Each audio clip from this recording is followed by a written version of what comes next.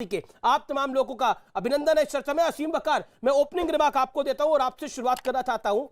हिंदू एकता की जब बात कर रही है आरएसएस चीफ ने इस बात को करा तो टिप्पणी आई क्योंकि चुनाव है इसलिए हिंदू एकता हो रही है, लेकिन मुसलमानों का वोट बैंक तो एक मुश्त गिरा जाता है, उसमें अहमदिया शिया सुन्नी नहीं गिरा जाता, लेकिन हिंदुओं का वोट बैंक में तो दलित भी आता है, ओबीसी भी आता है, ब्राह्मण भी आता है, ठाकुर भी आता है, वैश्य भी आता है।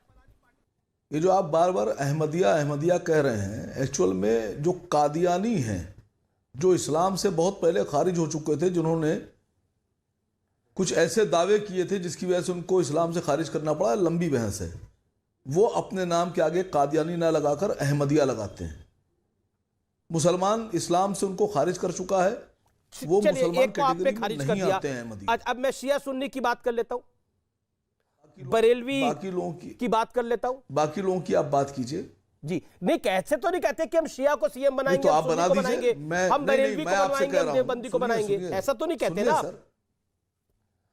अरे सुनिए तो सर, अरे सुनिए तो सर। जी जी, मुझे तो अच्छा लगा, आपने बड़ी बढ़िया बात उठाई।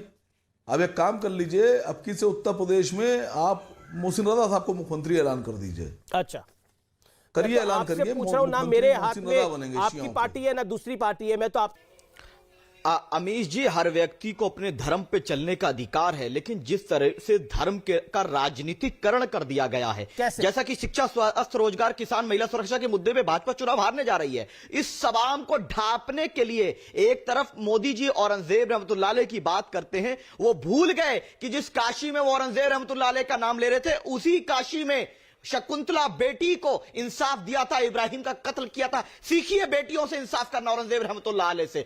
और आज मोहन भागवत जी ने कहा का मंदिर तोड़ा था औरंगजेब ने, करेंगे, एकता होगी। अरे सर 40 सेकंड आपने बोला था इंटरप्टेड देंगे, आपने सबको समय दिया, मुझे भी समय दीजिए। जी जी। आज मोहन भागवत जी ने कहा कि घर वापसी कार्यक्रम के लिए कार्य करेंगे। भागवत जी, ये कार्यक्रम आपको फिर याद आया? इससे पहले भी आगरा में क्या हुआ कि 5 लाख रुपए मिलेंगे घर वापसी कर लो। तो याद रख ले संघ परिवार, मोहन भागवत जी, हम अपने जिस्मों को खत्म कर देंगे, नेस्तो नाबूद करा देंगे, आग में जलने तैयार है, मरने तैयार है, लेकिन अपने ईमान का सौदा नहीं करेंगे। याद रख लीजिए, हम घर वापसी कर चुके। जवाब मुझे इजाजत देता अपने धर्म पर चलने की। आप जवाब दीजिए। एक नहीं 1000 मोदी मेरा धर्म परिवर्तन नहीं कर सकते। और औरंगजेब रहमतुल्लाह अलैह से सीखिए आप, अगर बेटियों का इंसाफ सीखना है। देखिए अमीश भाई, अभी मैं बड़े ध्यान से सुन रहा था शादाब भाई को, उन्होंने बार बार औरंगजेब रहमतुल्लाह कहा, और शादाब भाई वही व्यक्ति हैं जो हर बार कहते हैं निजामे मुस्तफा का राज कायम होगा। अभी भी आप उनसे पूछेंगे तो वो कहेंगे इंशाअल्लाह निजामे मुस्तफा का राज हिंदुस्तान पे कायम। देखिए उन्होंने कहा इंशाअल्लाह कि वो चाहते ही हैं कि निजामे मुस्तफा का राज कायम। इसके बाद भी कोई डाउट है क्या? अमीश भाई, आज का डिबेट का विषय ऐसा है कि मुझे थोड़ा कैंडिडली स्पष्ट के बोलने दीजिए।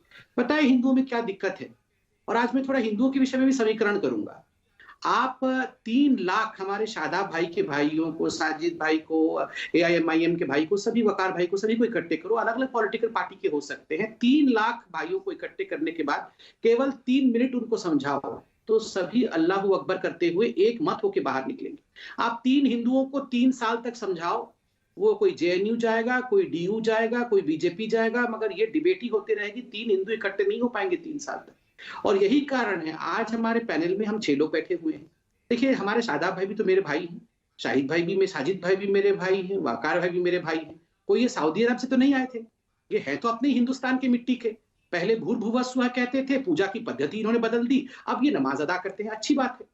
तो देखिए ये सारा कुछ कितने सालों के अंदर हुआ है? ये 100-150 साल के अंदर हम 6 लोगों में से कुछ लोगों को आपने देखा, उन्होंने परिवर्तित कर लिया अपने आप।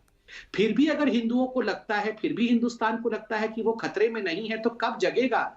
अंकोर मठ के मंदिर से लेकर श्रीलंका तक हम सारे के सारे हिंदू थे, पूरे विश्व में हिंदुत्व का बोलबाला था। कम हो गया, आज विभाजित हो गया, धर्म के नाम पे विभाजन 25 बदल दीजिए, फिर खत्म कर दीजिए संविधान को।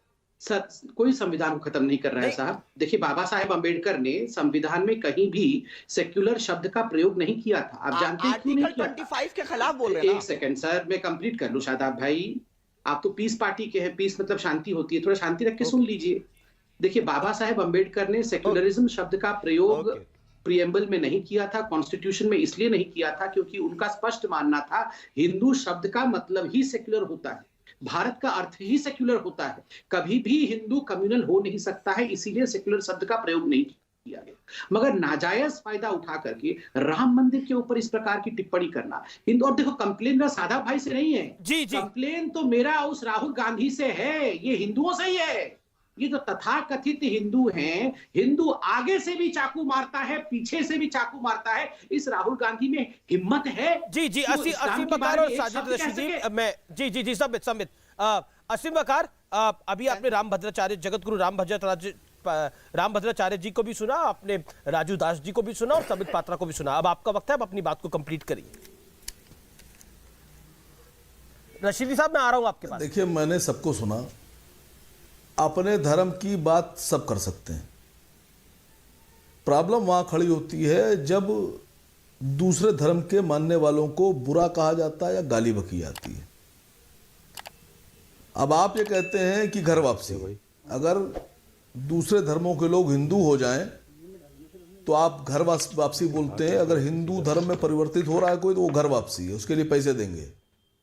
लेकिन अगर कोई क्रिश्चियन या मुसलमान धर्म में कोई जा रहा है तो वो अपराध है। देखिए, लड़ाई, भद्राचार्य जी चले गए, जगत गुरु जी जिनको आप कह रहे थे बेहतरीन आदमी है, पढ़े लिखे हैं माशाल्लाह से, लड़ाई समानता और असमानता की है सर, इक्वलिटी और अनइक्वलिटी की है। इस असमानता को सर, गरीबी बढ़ रही है देश में, असमानता तो हर जगह। ओके ओके ओके, हमारे देश का आंकड़ा ये कहता है, सुनिए सर, जी संक्षेप में, भारत का नीति आयोग ये कह रहा है, भारत का नीति आयोग ये कह रहा है कि उत्तर प्रदेश गरीबी में, गुर्बत में और गरीब हो गया, तीसरे नंबर पे आ गए। जब लोग गरीब हो जाएंगे तो पालन पोषण कैसे करेंगे? रोजगार आप दे नहीं रहे हैं। आप समानता की बात करते हैं, आप कैसे राज चला रहे हैं? ओके, संबित पात्रा जवाब, देन रशीदी साहब एंड देन राजू दास जी। बोलिए संबित पात्रा, 30 सेकंड। देखिए, अभी एआईएमआईएम के प्रवक्ता ने कहा कि मूल मुद्दा है समानता असमानता। तो बताइए, मुसलमान चीफ मिनिस्टर बना देंगे तो सारी असमानता जो है वो समाप्त हो जाएगी और सभी लोग धनी हो जाएंगे, गरीबी रेखा के नीचे कोई नहीं रहेगा। ऐसा कैसे हो जाएगा? इन्होंने तो खुद कहा है कि उत्तर प्रदेश में मुसलमान चीफ मिनिस्टर या डेप्यूटी चीफ मिनिस्टर बना दीजिए, तो उसमें कैसे असमानता खत्म हो जाएगी? नंबर 1। नंबर 2, इन्होंने कहा कि कन्वर्शन। देखिए, मैं जवाब देता हूं आपको। बोलिए असीम बकार, बोलिए 15 सेकंड असीम बकार। मैं कंप्लीट कर लूं। मैं संबित पात्रा जी को जवाब दे कंप्लीट कर लूं। भाई, आपने अभी वसीम रिजवी ने अपने आप को, उन्होंने इस्लाम छोड़ा और हिंदुत्व को एक्सेप्ट किया। इन लोगों ने कहा कि गर्दन काट दो, जो गर्दन काट के लाएगा उसको इतने लाख रुपए दिया जाएगा। देखो, ये जो गर्दन काटने वाली बात कभी भी हिंदुओं ने नहीं किया है।